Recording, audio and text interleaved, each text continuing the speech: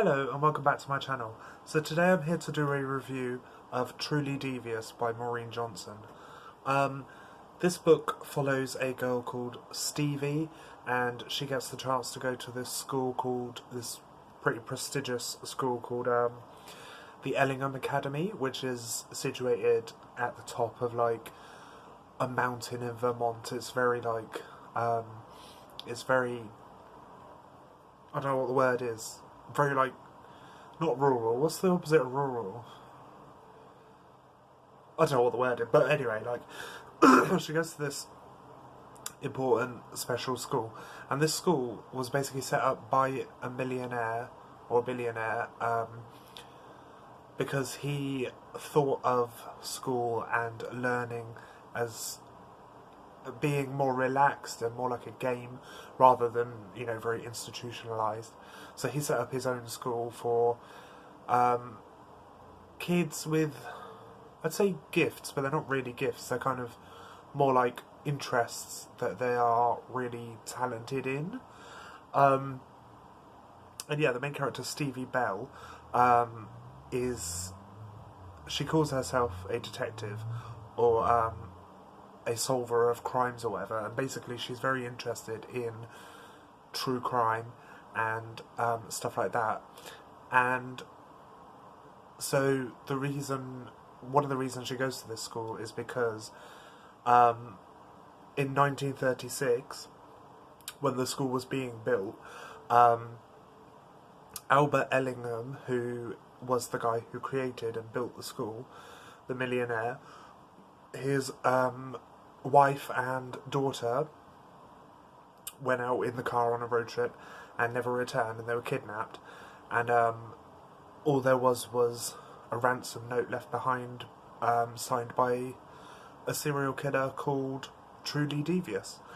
And yeah, and this case has never really been solved. A part of the plot is that we follow kind of two different perspectives. So we follow Stevie's perspective as she goes to the school and tries to figure out what actually happened, and she's basically trying to find out what happened, trying to catch Truly Devious. And the other points of view we follow are Albert Ellingham, from when he created the school and when his wife and daughter went missing, and the whole mystery surrounding that. So yeah, and that is basically kind of the gist of it, because it is the first book in a new series. The second one, The Vanishing Stair, is out now, and I believe it's pitched at the moment as a 5-book series, because the whole point is that Stevie believes through her research that Truly Devious is still out there, and indeed in the book, it's not a spoiler, but in the book,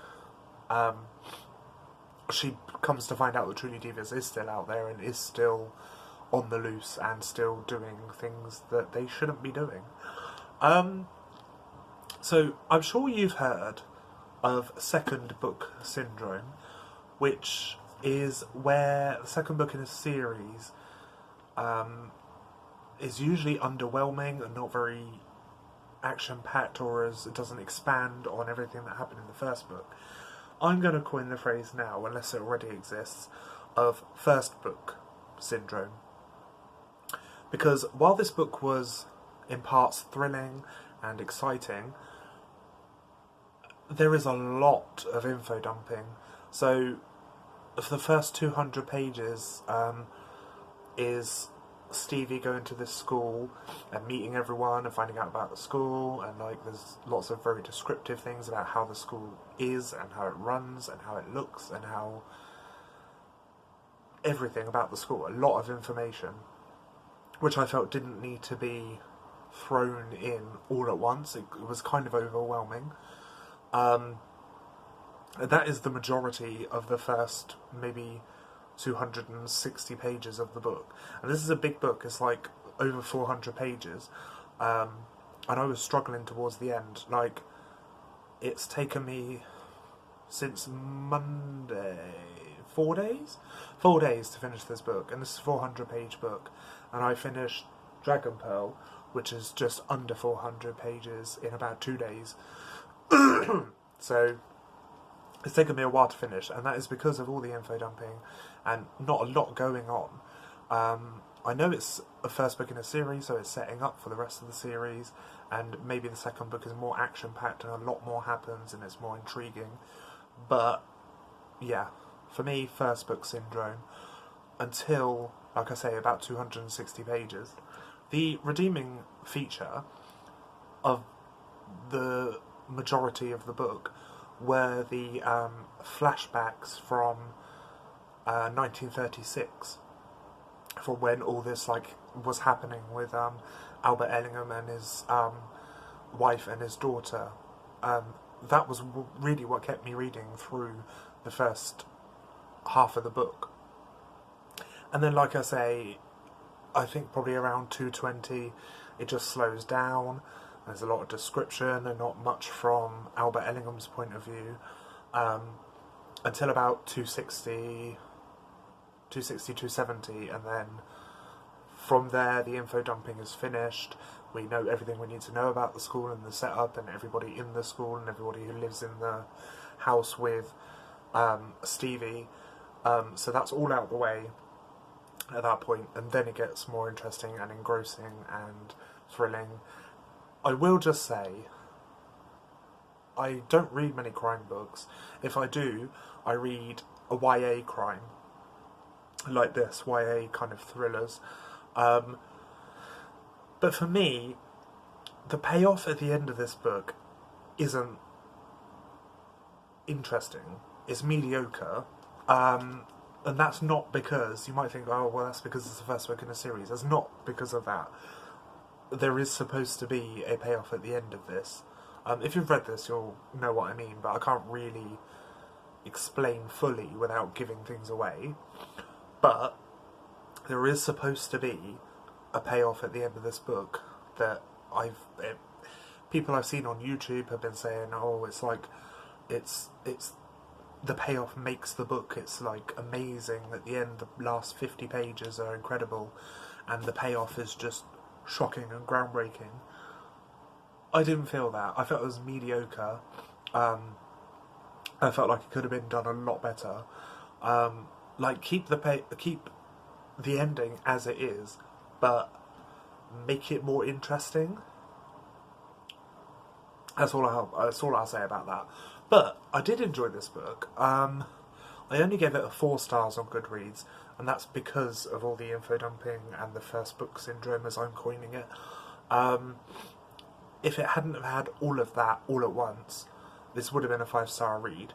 And also because of the ending, it's not the payoff I was expecting. Although it was good, it's not the payoff I was expecting. But don't let that squash your willingness to pick this up and read it, because I do think it is a good book. Oh, excuse me. And I will be picking up the rest in the series. I really want to get the Vanishing Stairs soon.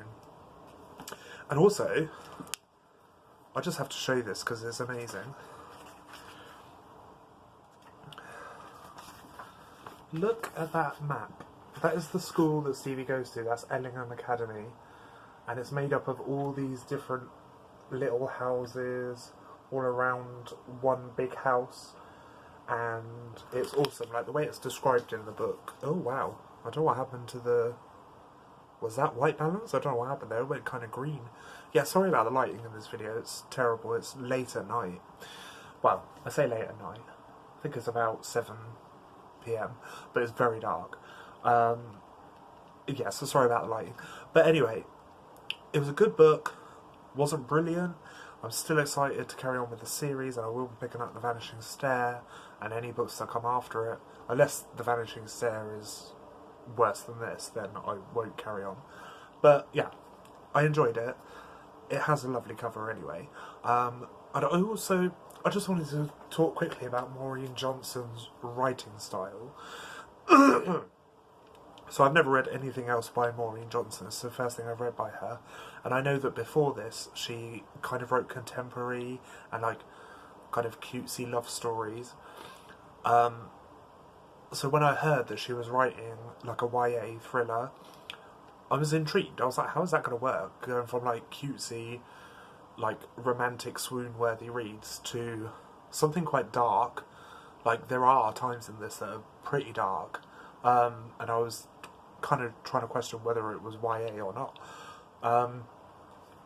But I will say, like, her writing style kind of transgresses over to this genre really well, and it was very readable. Like from the first page, I was hooked, and I kept being hooked, even though there were parts where I could have given up and I could have been like, no, this is not for me, because of how lackluster some of it was. But the thing that kept me going was the writing style, and like I said, that point of view from Albert Ellingham and his like secretary and his wife and his daughter and all that stuff that happened way back in 1936. Like, that was what kept me reading, and it was brilliant. So yeah, I'm going to stop talking about this now because this video is quite long. So yeah, like I said, 4 out of 5 stars. It was a good read. Not brilliant, but it was good. Let me know if you've read Truly Devious and what you thought of it, and ask me any questions about it or about anything to do with books really, in the comments below. You can follow me on Goodreads, just look for Lee Johnson, and you can follow me on my bookstagram at bookishtrances, and I will see you all again very soon. Goodbye.